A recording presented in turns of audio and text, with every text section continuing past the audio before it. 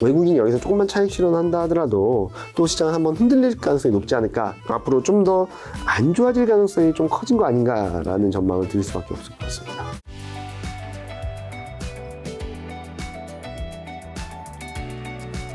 코스피 시장에서 이제 반도체 업종 강세 좀 뚜렷했는데 네. 업황은 이제 개선이 좀 가시화될 수 있는 건지. 그러니까 계속 말씀드리는 것 중에 하나는, 자, 기대감에 여기까지 왔다라고 보면은 네. 그 기대감을 뛰어넘는 굉장히 서프라이즈한 모멘텀이 있어야지 주가는 더 올라갈 거죠. 네. 기대감에 충족하는 정도의 어느 정도 결과가 나오면은 그냥 밋밋할 거고요. 어쩌면 차익 실현하려는 심리가 커질 수도 있고, 그렇죠. 기대감에 못 미치는 결과가 나오면 시장 막 밀려나겠죠. 자, 이번에도 반도체 기업들이 실적을 발표하는 과정에서 실적은 엄청나게 안 좋았습니다. 삼성전자도 실적 전망치 최하단을 보다 못했고요. 하이닉스도 실적 초크를 기록했고요. 네. 근데 이 과정에서 감사는 무조건 한다라는 기대를 많이 했던 것 같아요. 그래서 여기 그림 보시면 지금 실적 저점이 1분기일지 2분기일지 애매모호해요. 근데 감산을 결정하게 되면 1분기가 저점이고 2분기, 3분기 살아나면서 우리가 예상했던 것보다 턴어라운드 시점이 앞당겨질 수 있다는 기대를 좀 많이 했던 것 같아요. 네. 근데 뭐 다들 뉴스 보셔서 아시겠지만 네. 공식적인 감사는 없었습니다. 뭐 해석하기에 따라서 라인 조정이나 이런 것들을 통해서 자연스러운 감산을 할 수 있다, 뭐 이런 해석을 하시기도 하는데, 여튼 여기서 중요한 거는 시장이 기정사실화했던 인위적인 감산은 없다는 거예요. 그러면은 되돌리는 상황으로 갈 수밖에 없다는 거고, 또 하나 문제는 뭐냐면은 감산이냐 아니냐의 문제보다도 반도체 업황이 또 안 좋아지고 있어요.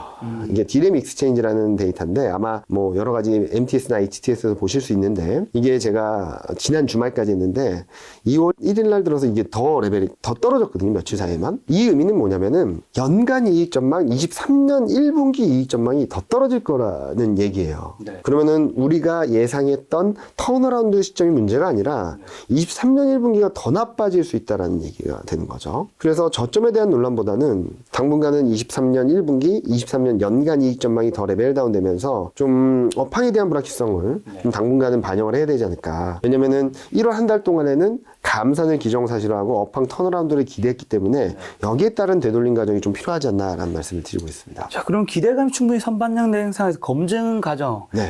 전개될 텐데 쉽지 않다는 건가요? 그쵸. 지금 보면은 밸류에이션이 레벨업다거나 네. 실적 전망이 막 드라마틱하게 올라와서 막 그렇지 않은 이상 레벨업은 어렵다라고 생각하고, 네. 지금 현실적으로 볼 수 있는 가능성은 요 세 가지라고 생각하고 있어요. 여기 보시면은 첫 번째로는 2,400에서 2,500 왔다 갔다 하면서, 그러니까 고공행진을 하면서 경제 전망이나 이점 펀더멘털이 막 튀어오르는 그림이죠. 근데 저는 이 가능성이 굉장히 낮다라고 생각하고 있어요. 그리고 두 번째로는 2,300이나 200에서 2,400, 2,500 정도 굉장히 넓은 박스권 안에서 큰 등락을 보이면서 경기나 실적이 회복되는 데까지 시간을 벌어주는 박스권 정도로 볼 수 있을 것 같아요.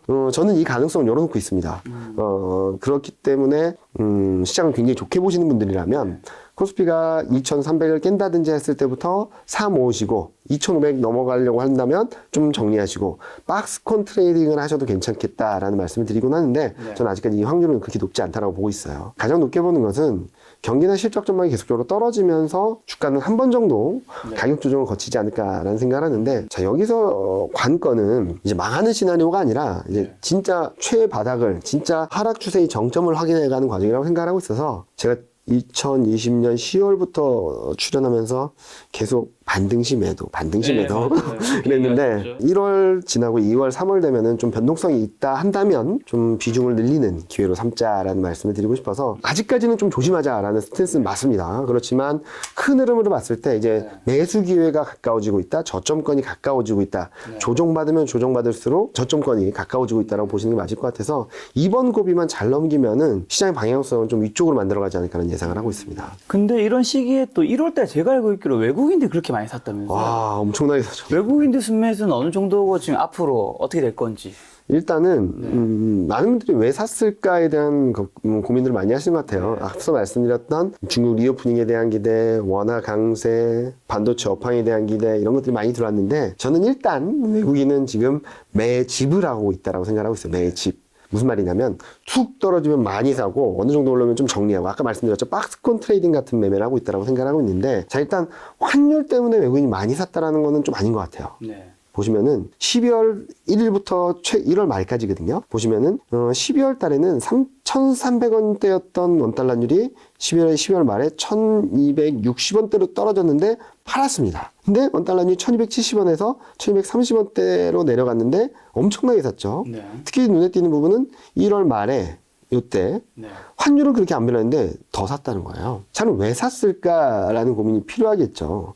제가 보기에는 12월 달에 팔았던 이유는 밸류에이션 부담이 컸기 때문에 좀 정리를 했던 것 같고, 그러다가 1월 초에 엄청나게 떨어졌었잖아요. 네. 코스피가 장중에 2180까지 깼었고, 그러면서 밸류에이션은 10배 초반으로 내려갔고, 이 지수 레벨도 2200이 깨지면서 외국인이 들어오기 시작했는데 1월 말에 뭐가 있었냐면 2월 FOMC에서 금리 동결 가능성이 조금씩 더 올라오기 시작했어요. 네네. 그러니까 기대감이 다시 한번 레벨업 되는 과정이 있다 보니까 거기다가 반도체 방 좋아진다 막 이러면서 막 튀어올랐던 그림이거든요. 거기다 2차 전지도 좋다 뭐 이러면서 막 올라갔던 그림인데, 그런데 제가 매 집이라고 말씀드린 이유는 외국인은 아직까지 보유 비중이 굉장히 낮습니다. 네. 그리고 1월 달에 많이 산 게 아니라 작년 7월부터 계속 샀어요. 계속 16조 넘게 샀습니다. 16조 넘게. 그러면은 왜 샀을까? 첫 번째로는 보유 비중이 너무 낮아요. 30%가 안 됐었어요. 그러다가 최근 들어 30% 넘어 31에 근접하고 있는데, 근데 31% 정도면 충분한 거 아닌가라고 하는데, 코로나19 이전에는 36, 37, 38에 근접했고요. 코로나 이후에도 36%가 왔다 갔다 했었던 상황인데 지금 30%라는 거죠. 아직까지 많이 늘려야 돼요. 네. 그런데 내가 사서 주가가 올라서 더 비싼 가격에 또 사서 주가가 오른 거는 조금 부담스럽잖아요. 최대한 저점에서 많이 사고 싶은 게 사람 욕심이잖아요. 외국인 투자자들도 그런 것 같아요. 6조 샀다 2조 5천억 팔고, 7조 샀다 1조 7천억 팔고, 최근에는 7조 가까이 샀죠. 저는 좀 다 오지 않았나라는 생각을 하는데, 그러면은 자 이렇게 꾸준히 매집하면 시장이 좋은 거 아닌가라는 생각을 할 수 있잖아요. 네, 7, 8월 달에 6조 4,500을 사니까 270포인트가 올랐고요. 10월, 11월 달에 7조 6천억을 사니까 370포인트가 올랐고, 1월 달에 6조 8천억을 사니까 코스피가 저점 대비 300포인트 정도가 올랐어요. 네. 평균 뭐 270에서 300, 370포인트가 올랐죠. 네. 근데 9월 한 달 동안에 2조 5천억 파니까 410포인트가 빠졌습니다. 그리고 12월 달 한 달 동안에 1조 7천억만 팔았는데 코스피는 320포인트가 빠졌어요. 팔 때 더 시장이 크게 영향을 받던 거죠. 매수 주체가 없어요. 최근 보면 고객 예탁금도 계속 떨어지고 있고, 신용융자가 보통 이렇게 최근같이 급등을 하게 되면은 네. 막 신용융자가 막 늘어나서 막 시장 참여자들이 적극화돼야 되거든요. 활성화돼야 되는데 신용융자가 안 늘어요. 그러니까 개인 투자자나 펀드 매니저나 전반적으로 좀 위축돼 있다라고 볼 수 있겠죠. 그래서 지금 외국인이 매집한다라 말씀드린 이유는 코스피 저점에서 쫙 사서 한 2,400, 2,500 가면은 한 1, 2조 팔아서 좀 일정 부분 정리하면 다시 원점으로 와요. 지수가 2,200 밑으로. 그럼 여기서 또 사는 거예요. 쭉 사서 2,400, 2,500 오면 또 일정 부분 정리하면 또 다시 원점으로 와요. 2,200 밑으로. 또 사서 올라오면 정리하면 또 내려오고. 그래서 외국인은 2,200에서 2,500 박스권 안에서 계속 저점에서 모아나가는 그림인 것 같아요. 자, 그러면 왜 팔 것 같냐? 선진국 대비 밸류에이션 부담이 되게 크고요. 이익은 너무 약하고요. 그리고 원달러율이 더 내려가진 않을 것 같아요. 이 빨간색이 달러 대비 워낙 약세한 건데, 이게 올라간다라는 의미는 외국인 입장에서 손실, 환차 손을 본다는 거고, 내려간다는 건 환차 이익을 받는다는 거예요. 근데 보시면은 21년 이후 저점권에 도달했기 때문에 여기서 더 떨어지지 않을 것 같거든요. 그러면은 최근 흐름만 보도 아시겠죠? 달러 인덱스가 102 밑으로 내려갔는데 원달러는 1230원을 깨지 않으려고 하고 있어요. 상대적으로 좀 견조한 모습들을 보여주고 있다는 점이고, 또 하나는 이 그림이에요. 이게 10일 누적, 20일 누적, 10일 평균, 20일 평균인데 20년 11월 이후 최고치까지 올라왔어요. 외국인이 단기간에 살 수 있는 모멘텀은 최고치까지 올라왔다라고 볼 수 있거든요. 근데 어떤 분들은 그 얘기도 하시더라고요. 잠깐만, 20년 11월이면 외국인이 엄청 사고 11월, 12월, 1월까지 증시가 대폭등을 했을 때거든요. 그때처럼 되는 거 아니에요? 라고 할 수도 있는데, 그때랑 지금 좀 다른 것 같아요. 그때는 거래 대금이 폭증을 하는 과정에서 개인 투자자들이 외국인이 파는 거를 전부 다 사가지고 끌어올려버렸던 거예요. 근데 지금 아까 말씀드렸죠? 지금은 고객 예탁금도 75조를 넘나들던 뭐 고객 예탁금이 45조, 44조 이렇게 내려왔고, 그리고 신용잔고도 늘지 않고 있고, 그러니까 시장의 활력이 굉장히 떨어졌어요. 거래 대금도 많이 내려와 있고요. 이렇게 본다면 외국인이 여기서 조금만 차익 실현한다 하더라도 또 시장은 한번 흔들릴 가능성이 높지 않을까라는 예상을 하고 있어서, 지금은 외국인 수급이 큰 흐름에서는 매집하고 있는 과정은 맞는데 단기적으로는 작은 차익 매물에도 시장이 크게 흔들릴 가능성이 높다. 그 부분은 좀 조심하자라는 말씀 드리고 그리고 싶습니다. 앞으로도 외국인이 좀 팔게 될 확률이 있을 걸로 보시는 것 같네. 단기적으로는요. 그럼 시장은 또 크게 영향을 예, 받을 받는다. 것이다. 네. 자, 팀장님께 가격 조정 예상한 이유 중 하나가 펀더멘탈 약해지고 네. 있기 때문에 아까 하셨는데 그럼 경기가 괜찮고 안 괜찮고 되게 중요할 텐데 경기는 그쵸. 어떤가요? 많은 분들이 경기가 괜찮다라고 말씀들을 많이 하시는데 저는 지금까지는 괜찮았다라고 보는 게 맞는 것 같아요. 근데 앞으로도 괜찮을 거야라는 전망을 하기에는 좀 어렵다라고 생각하거든요. 첫 번째 보여드리는 그림은 물가예요. CPI. 근데 CPI가 떨어지면서 시장은 환호했죠. 금리 인하할 거야. 통화정책 완화적으로 할 거야. 근데 세부적으로 보면 경기 측면에서는 되게 안 좋은 시그널들이 나오고 있어요. 첫 번째로는 요 왼쪽이 전년대의 변화율인데 마이너스 반전한 게 휘발유 중고차입니다. 그리고 빠르게 둔화되는 게 신차, 자동차예요. 의복, 옷이에요. 의료 서비스, 병원 가는 겁니다. 차 보면은 내가 먹고 쓰는 것들 또는 내가 큰맘 먹고 돈을 써야 되는 것들에 대한 물가가 빠르게 둔화되고 떨어지고 있다는 거거든요. 자, 한편으로는 수요가 약해지고 있다는 시그널이 될 수 있는 것 같아요. 그리고 또 하나는 금액으로 나타나는 경제지표에는 물가가 녹아들어 있어요. 자, 옷을 사는데 옷 가격이 올랐습니다.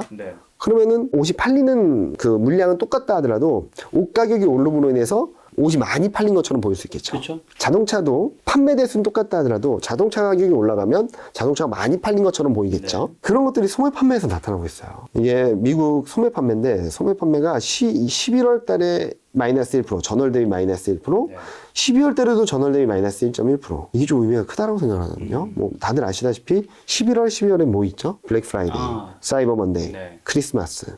근데 소비가 엄청 안 좋았던 거예요. 그리고 전년 대비 변화율도 빠르게 떨어지고 있죠. 여기는 물가가 녹아 있습니다. 그러면은 어쩌면은 지금 소매 판매 증가율은 물가를 빼고 봤을 때는 이게 0에 가거나 마이너스로 갈 수 있다는 거예요. 제조업 경기는 엄청나게 악화되고 있죠. 자, 그동안 제조업은 계속적으로 안 좋았어요. 그래도 소비 괜찮아, 서비스업 괜찮아 라고 하면서 잘 버텼거든요.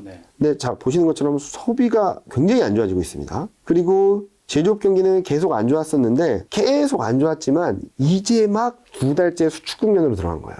가장 중요하다고 할 수 있는 생산지수, 신규 주문이 바닥을 잡는 시그널이 아직 안 나왔어요. 제조업 경기는 계속 안 좋았지만 앞으로 더 안 좋을 수 있다라는 시그널이고 여기서 또 문제는 아까 소비를 보여드렸잖아요. 서비스업 경기가 이렇게 망가지기 시작하는 것 같아요. 신규 주문, 기업 활동이 엄청나게 급락을 했거든요.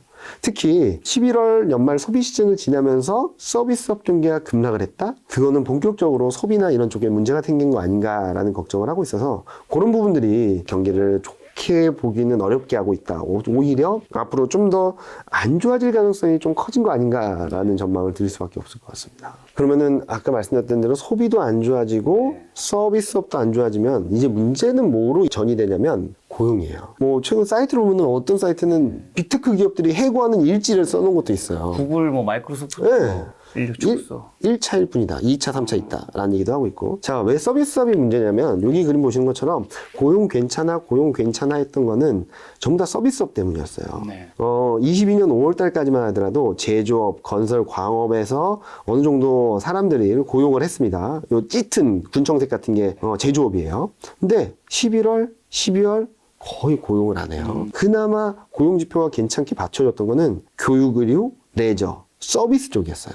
근데 이런 상황에서 아까 보여드렸던 것처럼 서비스업이 급격히 떨어지게 된다면 이쪽이 계속적으로 고용을 많이 할 수 있을까에 대한 의구심이 커지는 거죠. 그렇게 보면은 지금은 좀 안 좋아지는 사이클로 고용까지 좀 불안정해지는 사이클로 진입하는 것이 아닌가 하는 생각을 하고 있어서 지금 시점에서는 고용이 괜찮으니까 괜찮아 라고 보기보다는 고용까지 점점 목을 죄가고 있다라고 생각을 하시면 될 것 같습니다. 네. 자, 그러면 이제 경기, 그 다음에 고용 얘기해 주셨으면 실적 봐야죠. 4분기 실적 시즌이죠. 이제 나오고 있죠. 나오고 있는데 4분기 실적은 다 안 좋을 걸로 알고 있습니다. 그렇죠. 근데 문제는 4분기 실적 쇼크가 나오는데 요 회색 선이 2023년 1분기 실적이거든요. 같이 떨어져요. 실적 쇼크 나온 만큼 2023년 1분기까지도 같이 레벨이 다운되고 있어요. 어느 게 떨어지냐? 반도체도 떨어지고 IT 하드웨어, 토틀 레저, 철강, 에너지, 화학, IT 가전, 화학, 뭐 할 것 없이요. 특히 눈에 띄는 부분은 뭐냐면은 3분기까지 실적이 괜찮아라고 말했던 철강, 에너지, 화학, 비철, 건설, 그러니까 시클리컬이라고 하는 업종들까지도 좀 같이 무너지는 듯한 그림을 보여주고 있죠. 이런 분위기가 형성되다 보니까 저는 좀 더 눈높이가 낮아질 수밖에 없다라고 생각을 하고 있고요. 특히 문제는 연간이에요, 연간. 깜짝 놀라실 수 있는데 2022년 6월 달 정도만 해도 23년에는 영업이익이 한 265조 될 거예요 라고 전망을 했던 게 지금 184조예요. 80조가 날아간 겁니다. 80조가. 엄청나게 떨어진 거거든요. 근데 더 떨어질 것 같아요. 근데 많은 분들이 이거 보여드리면 이금희 팀장 요거 떨어진 거는 반도체 때문이야. 자, 반도체를 빼고 보면 잘 버티고 있어 라고 하실 수 있는데 괜찮아 보이는데요? 그렇죠. 근데 저는 이게 좀 기대감이 아직 많이 녹아있다. 반도체를 뺀 나머지 업종엔. 자, 요 그림을 보여드리면 좀 이해하실 것 같은데요. 영업이익률이라고 해서 매출액 대비 영업이익을 얼마나 잘 버냐 이 이익률인데 반도체를 보면 처참합니다. 반도체는. 23년 영업이익률이 5.6%예요. 2019년 저점이 11.9%인데 이거의 반도 안 돼요. 굉장히 낮아져 있죠. 더 떨어질 수 있습니다. 좀 더. 근데 저는 바닥을 잡아가는 과정이 아닌가라는 생각을 하는 거고. 근데 반도체 유틸리티 조선. 왜 유틸리티하고 조선을 뺐냐면은 여기 보시는 것처럼 유틸리티하고 조선이 엄청 적자였다가 흑자 전환한다는 기대감이 들어서 얘네는 일단은 뺐어요. 그래서 나머지 업종들을 봤더니 21년은 9.2%입니다. 경기가 너무 좋았으니까. 22년은 8.5%입니다. 경기는 둔화됐지만, 원자재가 다 레벨업 됐고, 운임료 레벨업 됐고, 환율 높았고, 그러면서 둔화되긴 했지만 높은 레벨이었죠. 근데 23년 영업이익률이 8.2라고 작년하고 비슷하다고 전망이 들어오고 있어요. 경제 성장률을 보면은 미국은 2022년이 1.9였는데 0.5로 예상됩니다. 올해가. 유럽은 0. 그나마 올라오는 게 중국 하나 정도고요. 나머지 다 둔화된다라고 얘기가 나오고 있어요. 그리고 22년에 그래도 실적을 뒷받침해줬던 원자재 가격 레벨 다운 됐죠. 운임료 레벨 다운 됐죠. 그리고 환율 레벨 다운 됐죠. 전반적으로 다 레벨 다운 되고 경기까지 레벨 다운 되고 수출도 안 좋아질 것으로 예상을 하고 있는데 실적은 22년하고 비슷하다. 그래서 저는 눈높이가 너무 높다. 전망에 대한 전망치가 좀 높이 평가돼 있다. 라고 생각하고 있어서 저는 이 눈높이가 좀 낮아질 수밖에 없다라는 말씀을 드리고 있고요. 실제로 요 밑에 그림 보시면 좋을 것 같은데 이게 23년 영업이익 전망치 변화율이에요. 빨간색이 전월 대비 변화율, 회색이 3개월 전 대비 변화율인데 반도체 떨어지는 건 다 아실 거고 철강, IT 가전에는 2차 전지, 비철 목재, 화학, 건설, 인터넷, 운송, 에너지, 화장품, 의류, 조선 딱 3개 빼고 전부 다 하향 조정되고 있어요. 딱 3개 빼고. 그리고 여기서 좀 몇 가지를 읽을 수 있는데 시클리컬이 굉장히 안 좋아지고 있다는 건 보실 수 있겠지만 여기 보시면은 화장품, 의류, 미디어 교육, 필수 소비재, 중국 소비 관련주. 와, 중국 경기 회복돼 하면서 막 올라갔던 애들이 실적 전망치는 계속 떨어지고 있는 거예요.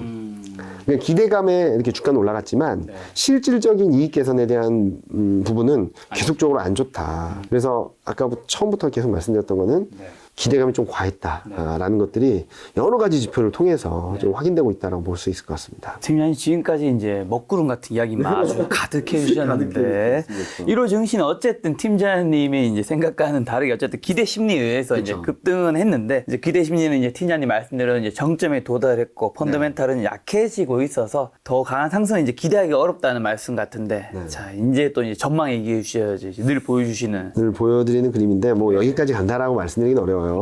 저희가 예상하는 아직까지 하우스 뷰는 코스피가 전저점을 깨고 내려갈 수 있다라는 뷰를 가지고 있는데 제가 제안드리고 싶은 것은 2182 전저점입니다. 그리고 그 전저점이 2130이에요. 그러면은 저점이 살짝씩 높아지고 있는 건 맞는 것 같아요.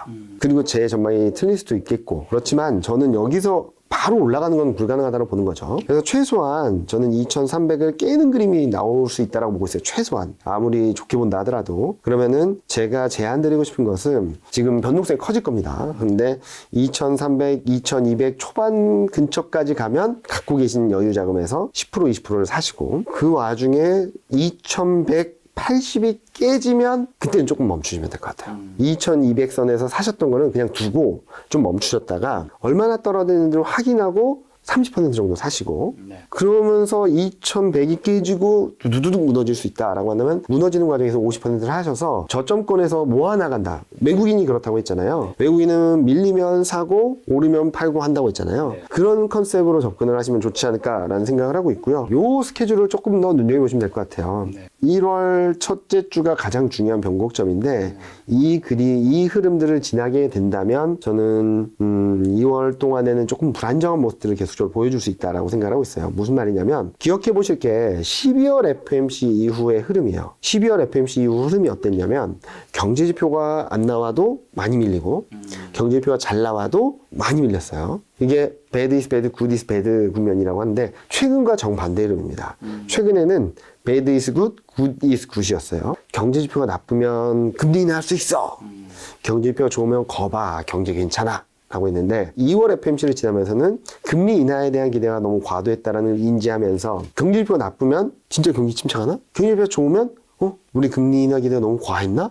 금리 인하 기대가 후퇴하는 그림들이 나타나면서 좀 시장은 12월 FMC 이후에 1월 초까지 흐름들이 재현될 가능성이 있지 않나라는 전망을 드리고 있고요. 그런 그림이 나타나게 된다면은 전반적으로 좀 변동성에 대한 경계감, 조심하는 부분들 좀 계속적으로 유지하시고 만약에 제 전망과 저의 전망보다 시장을 되게 좋게 보시는 분이라면 그렇다 하더라도 2300까지는 좀 조심하자라는 말씀을 드리고 싶어요. 팀장님이 근데 지금까지 이렇게 얘기를 해주시는 게 이제 여러 가지 수치라든가 객관적 데이터를 가지고 이제 말씀해 주시는데 이대로 무조건 된다가 아니라 이렇게 아니라. 예측을 하는 거고 예측보다는 이걸 바탕으로 이제 나중에 대응을 하시다. 빠르게 하기 네. 위한 건데 이제 팀장님의 이제 얘긴데 우리가 다 되면 이제 뭐 잘 되면 좋겠지만 이게 잘 안 됐을 시에는 이제 네. 가장 큰 리스크는 결국에는 업사이드 리스크가 있는 그쵸, 거잖아요. 업사이드 리스크가 올랐을 때 이걸 놓칠 수 있는 건데 그쵸. 그럴 가능성이 전혀 없는 건 아니잖아요. 그쵸, 어떻게 됐을 남아있죠. 시에 그렇게 될 수도 있을까요, 그러면? 저는 업사이드 리스크가 그렇게 크지 않다라고 생각하는 거죠. 올라간다 하더라도 2,500을 뚫고 2,600, 700 가는 그림은 쉽지 않다라고 보는데 만에 하나 간다면 저는 그 가는 과정에서도 이렇게 올라갈 수는 없어요. 그렇죠? 간다 하더라도 쭉 올라갔다가 2,400을 한 번은 깼다가 이렇게 올라갈 가능성은 열려 있다고 보고 있어요. 굉장히 확률은 낮지만 그러면은 만약에 업사이드 리스크가 더 걱정스럽다라고 하시는 분이라면 2,400이 깨졌을 때 조금 들어가 보자. 일단은 만약에 이규민 팀장이 틀릴 것 같고 내가 맞을 것 같아. 나는 무조건 700, 800 갈 것 같아 라고 하시는 분이라면 좀 2,400이 깨졌을 때 대응을 하셔도 되겠다 라는 말씀을 드리는데 저는 솔직히 말씀드리면 그 확률은 굉장히 낮다라고 생각하고 있습니다.